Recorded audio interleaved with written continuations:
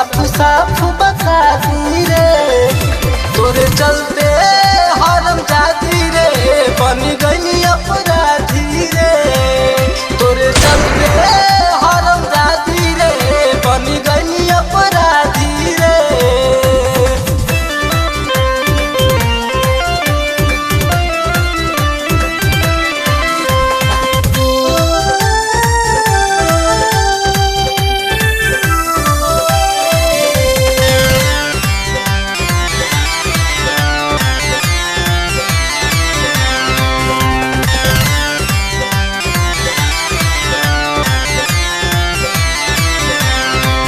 प्यार कैले हमरा से दूसरा से शादी रे, शादी रे, शादी रे।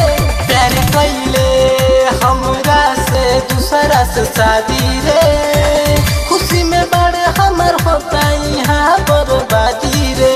अब जेल में जिंदगी गुजारी रे, तोरे चलते हरम जाती रे, बन गई अपराधी रे, तोरे चलते हरम जाती रे, बन गई अपराधी रे।